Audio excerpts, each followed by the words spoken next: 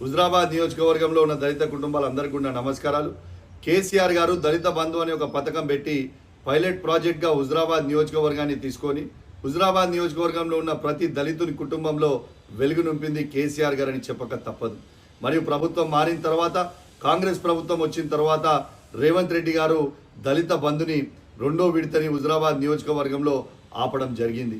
ఇవాళ మీ అందరి ఆశీర్వాదంతో నేను ఎమ్మెల్యేగా గెలిచిన తర్వాత అసెంబ్లీలో నా మొట్టమొదటి స్పీచ్ నా హుజరాబాద్ నియోజకవర్గంలో ఉన్న ప్రతి దళిత కుటుంబానికి రెండో విడత ఇయ్యాలని గర్జించింది అసెంబ్లీలో మీ అందరికి కూడా తెలిసిన విషయమే. అదేవిధంగా కరీంనగర్ జెడ్పీలో కూడా మంత్రి పొన్నం ప్రభాకర్ గారిని, కలెక్టర్ గారిని కూడా ఖచ్చితంగా మీరు రెండో విడత దళిత బంధు ఇవ్వాలని నిలదీసింది మీకు తెలిసిందే.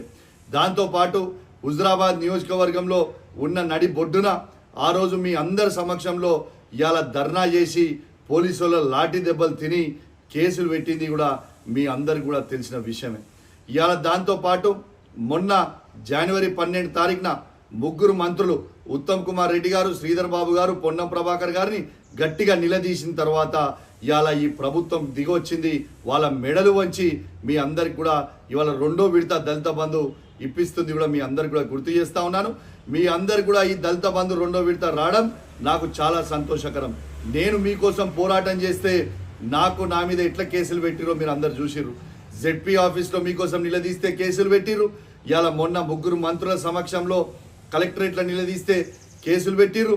హుజరాబాద్ నడి బొడ్డున మీకోసం ధర్నా చేస్తే లాఠీ దెబ్బలు తిన్నా నా మీద కేసులు పెట్టింది కూడా మీ అందరికి కూడా తెలిసిందే అని చెప్పి సందర్భంగా తెలియజేస్తూ మరొకసారి వాళ్ళ ప్రభుత్వం మెడలు వంచి మీ అందరికీ దళిత బంధు తెచ్చినందుకు నాకు చాలా సంతోషంగా ఉందని చెప్పి సందర్భంగా తెలియజేస్తూ సెలవు తీసుకుంటా ఉన్నాను.